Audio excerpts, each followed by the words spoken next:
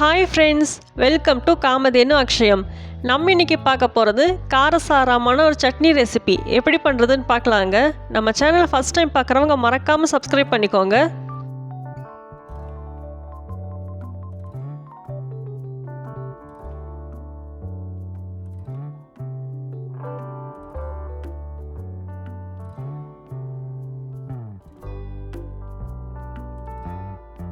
நான் இந்த சட்னி ரெசிபிக்கு இந்த அளவுக்கு சின்ன வெங்காயம் எடுத்திருக்கேன்.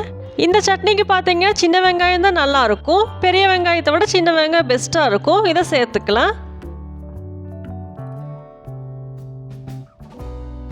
இது கூட 2 வரமிளகாய் எடுத்திருக்கேன். இது கொஞ்சம் பெரிய சைஸுங்கிறதுனால 2 எடுத்திருக்கேன். சின்னதாக இருந்துச்சுன்னா 3 போல் எடுத்துக்கலாம்.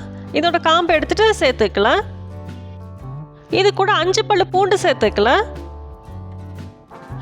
இது கூட இந்த அளவுக்கு புளி சேர்த்திக்கலாம். சின்ன நெல்லிக்காய் சைஸுக்கு எடுத்தாலே போதும், சரியாக இருக்கும்.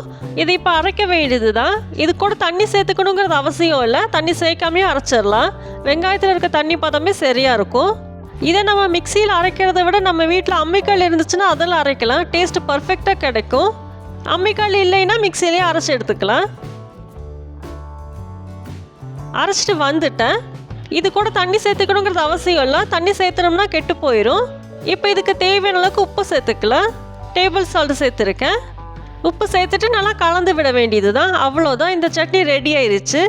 நம்மளுக்கு உடம்பு ரொம்ப சோம்பலாக இருக்கும் பார்த்தீங்களா, அந்த சமயத்தில் இல்லை உடம்பு சரியில்லாதப்போ வாய்க்கு எதுவுமே பிடிக்காது, கசப்படிக்கிற மாதிரி இருக்கும். அந்த சமயத்துலலாம் இந்த சட்னி செஞ்சு சாப்பிட்லாம். 2 இட்லி வச்சு சாப்பிட்டாலே போதும், சூப்பராக இருக்கும். இந்த சட்னி பார்த்திங்கன்னா நம்ம ஸ்டவ்வை கூட பற்ற வைக்க வேண்டியது அவசியமே இல்லை. எண்ணெயும் சேர்த்துக்க வேண்டாம். 2 நிமிஷம் தான், ஈஸியாகவே செஞ்சு முடிச்சிடலாம். இதோட டேஸ்ட்டு பார்த்திங்கன்னா அல்டிமேட்டாக இருக்கும். அதுக்கு ஹைலைட்டே அந்த பூண்டு ஃப்ளேவர் தான்.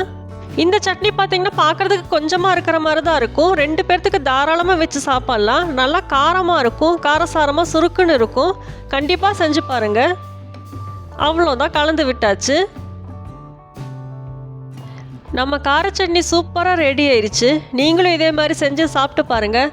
வீடியோ பிடிச்சிருந்தா லைக் பண்ணுங்கள். காமதேனு அக்ஷயத்துக்கு சப்ஸ்கிரைப் பண்ணுங்கள். தேங்க்ஸ் ஃபார் வாட்சிங்.